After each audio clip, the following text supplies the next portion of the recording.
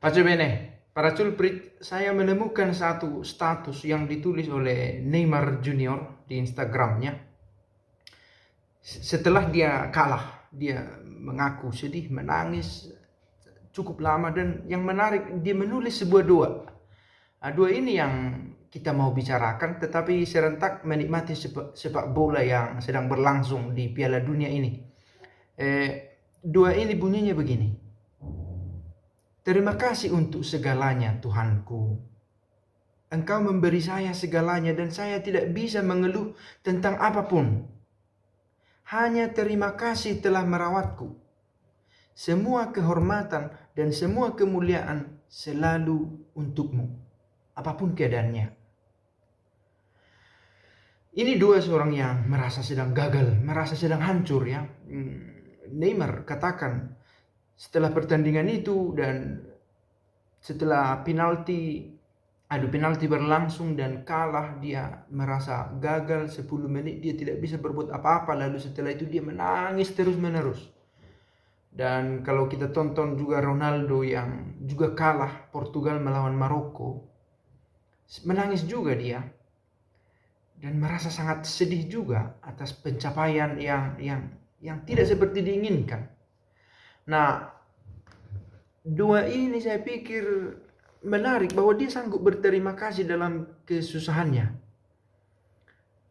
bahwa dia masih menemukan alasan untuk bersyukur dalam kegagalan. Itu saya pikir tanda-tanda dari iman, masih menemukan sesuatu yang baik dalam kegagalannya.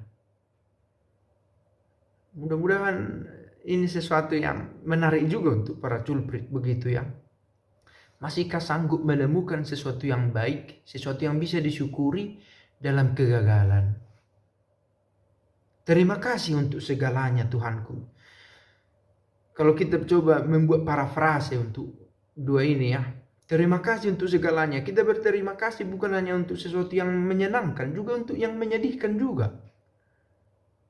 Engkau telah memberikan saya segalanya, bukan hanya pelajaran dari kemenangan, juga pelajaran dari kesedihan dan kegagalan. Dan saya tidak bisa mengeluh tentang apapun, karena saya tahu bahwa Engkau telah memberikan segalanya kepadaku. Semua rasa menyenangkan, rasa puas, rasa gagal, rasa sedih, rasa tak berarti. Karena banyak juga yang memuji-muji Neymar dan berharap banyak padanya. Tetapi faktanya tidak seperti yang diinginkan, dan usianya juga semakin bertambah. Apakah dia masih punya kesempatan untuk memainkan Piala Dunianya di 4 tahun yang akan datang? Siapa yang tahu? Ronaldo, kesedihannya salah satu kesedihannya adalah bahwa dia kemungkinan besar tidak akan bermain lagi di Piala Dunia di usia 39 atau 41 tahun. Saya kurang ingat persis, tetapi sudah mendekati umur 40-an, sekitar umur 40-an. Messi juga akan berakhir juga di Piala Dunia kali ini.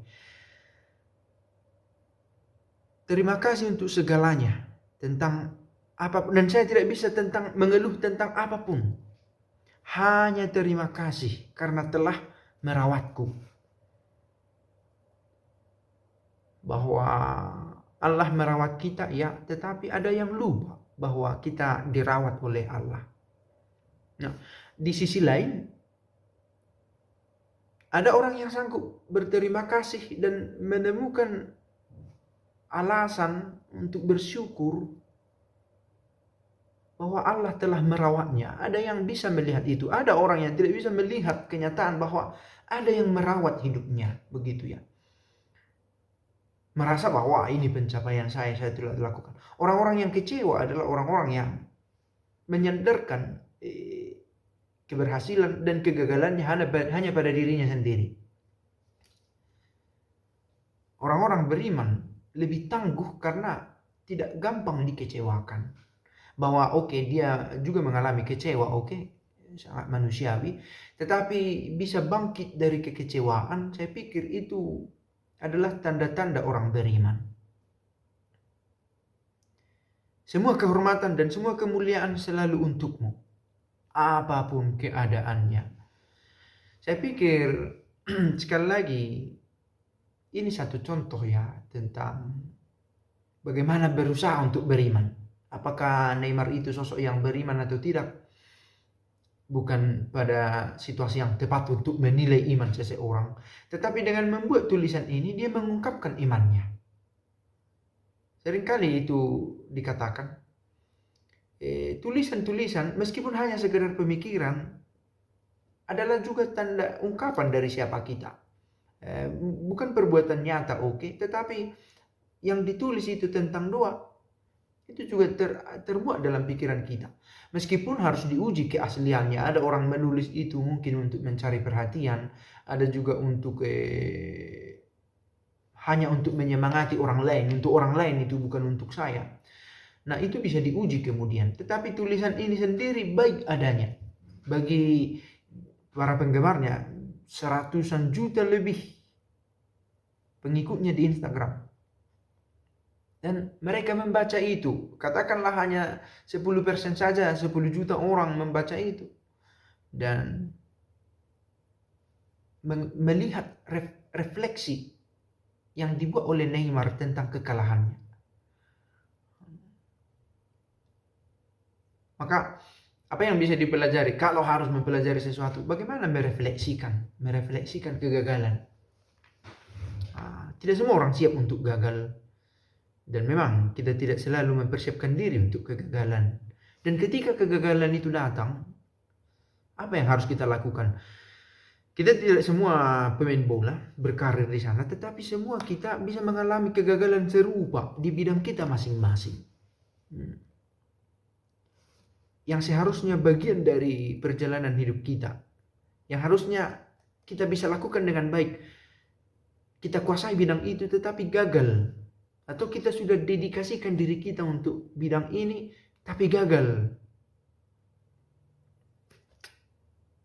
Satu pengalaman, meskipun menyakitkan, tetapi bisa mendidik kita untuk lebih beriman juga.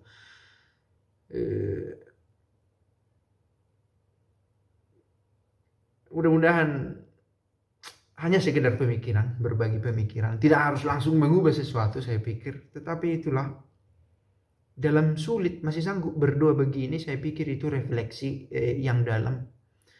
Dan kadang kegagalan yang membuat kita lebih memberikan perhatian pada iman. Tidak kita inginkan kegagalan, tetapi mungkin kita membutuhkan itu sesekali supaya kita sanggup berlutut, belajar berlutut di hadapan Allah. Sekali lagi, tidak gampang mengalami ini, tetapi ini sebuah pelajaran menarik yang disuguhkan oleh seorang tokoh publik. Pace bene.